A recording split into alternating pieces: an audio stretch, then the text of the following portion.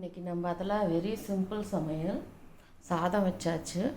கருவேப்பிலை பொடி பண்ணி வச்சுருக்கேன். கருவேப்பிலை பொடி சாதம். அதுக்கு கருவேப்பிலை பொடி கொஞ்சம் உதிரி உதிரியாக இருக்கும், முன்ன அடைக்கும் அப்படிங்கிறதுனால காய் கூட்டாக பண்ணலான்ட்டு அதுக்கு ஜலம் வச்சுட்டு, இலுப்பச்சட்டியில் ஜலம் வச்சுட்டு பாசிப்பருப்பு கொஞ்சம் போட்டுறணும்.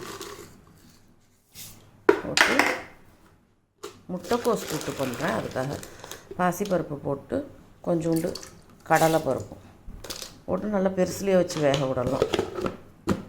அது பருப்பு வேகிறதுக்குள்ளே நம்ம முட்டைக்கோஸை வெட்டிக்கலாம்.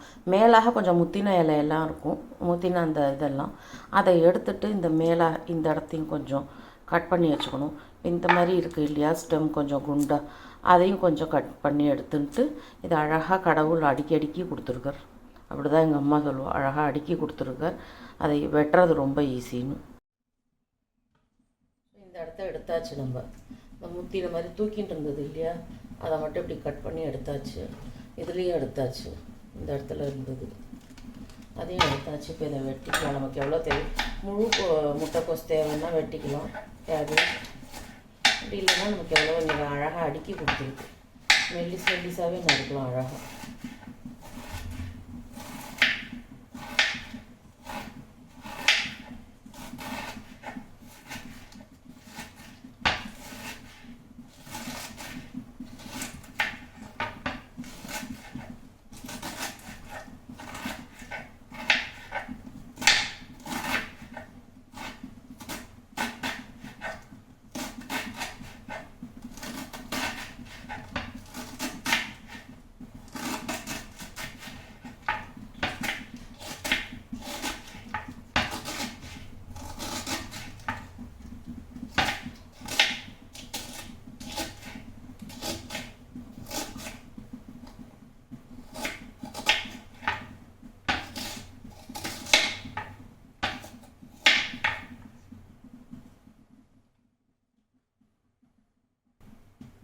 ஸோ இப்போ தேவையான முட்டைக்கோஸ் நறுக்கியாச்சு. எங்களுக்கு பாதி முட்டைக்கோஸ் போடும் அப்படிங்கிறதுனால பாதி நறுக்கியிருக்கோம்.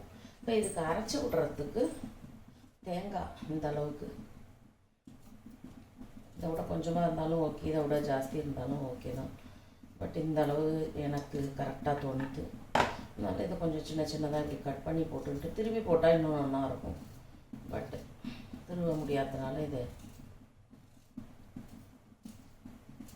சின்னதாக வெட்டி போட்டுன்ட்டு இதுக்கு எந்த அளவுக்கு காரம் தேவையோ வரமிளகாயும் போடலாம், சிகப்பு மிளகா.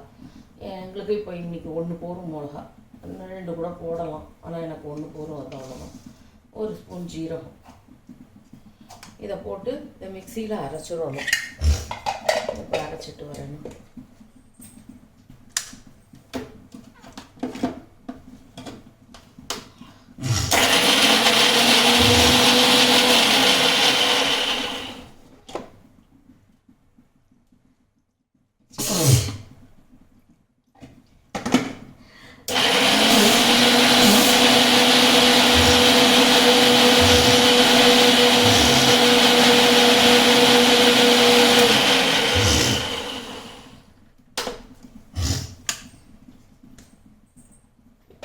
ஸோ இப்போ 7 அரைச்சி வச்சுருந்தாச்சு. நம்ம பருப்பு வேகிறதுக்குள்ளே இதெல்லாம் ரெடி பண்ணி வச்சுட்டோம்னாக்க, பருப்பு வெந்த உடனே காயை போட்டு உப்பை போட்டுட்டு அது வெந்த உடனே இதை அரைச்சி வச்சதை வச்சுட்டு திரும்ப பறி போட்டணும். அதுவும் சொல்கிறேன்.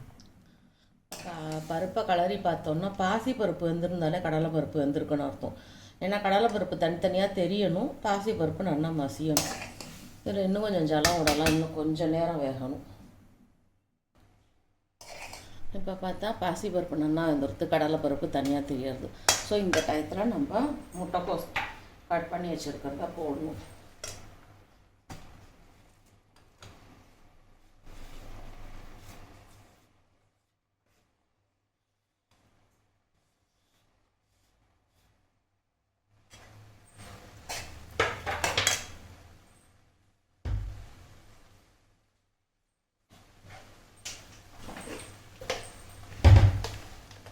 போட்டு இதுக்கான உப்பு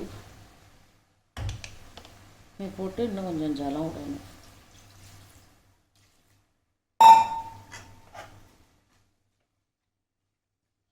இதை மூடி வச்சா கொஞ்சம் சீக்கிரம்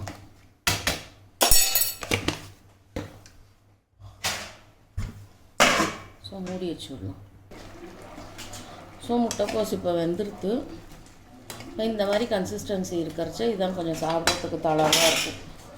ஸோ இதில் இந்த அரைச்சி வச்சுருக்கோம் தேங்காய், ஜீரகம், மிளகா, இதில் விட்டுறணும்.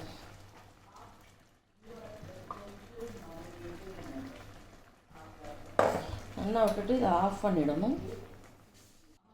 இதை அரைச்சதை இதில் விட்டு இதை நல்லா கலந்து வச்சுட்டு சைமல்டேனியஸ்லி இழுப்பக்கரண்டி போடணும்.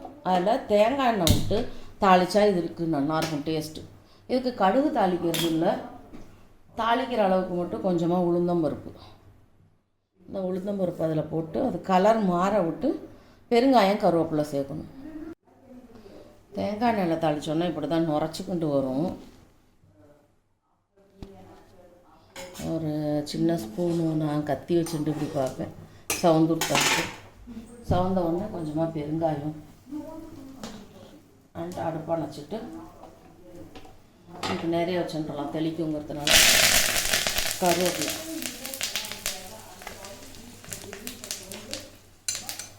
இதெல்லாம் விட்டா ஆயிடும்.